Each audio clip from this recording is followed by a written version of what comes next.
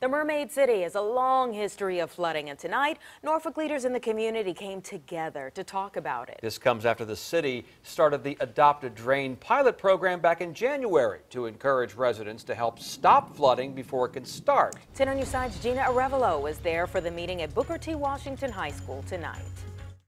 City Councilwoman Angela Graves opened the meeting with a pretty startling statistic, saying 29% of Norfolk falls under the FEMA high-risk flood zone category. And with heavy rainfall increasing, city leaders say the current stormwater system is due for an upgrade.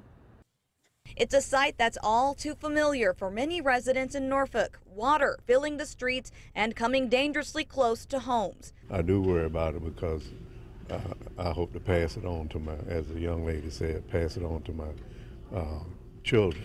The city has installed pump stations and tide valves, and it's also completed a sand replenishment project in Ocean View, but some areas like The Hague continue to be a problem.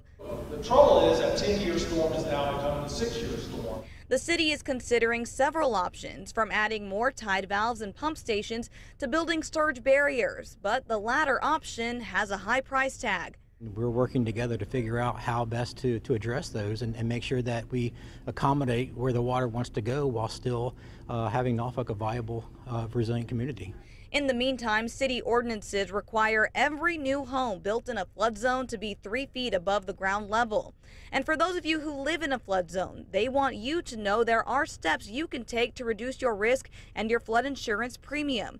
Add flood vents to your crawl space, elevate mechanical and electrical equipment, and if you have a basement, fill that space. Everyone really has a part. And it's going to take us a while, but only by working together we'll be able to establish this way of living with the water. Just a reminder, flood insurance is a separate policy. Regular homeowners insurance does not cover flooding, and if you do decide to get flood insurance, there is a 30-day waiting period. Reporting in Norfolk, Gina Arevalo, 10 on your side.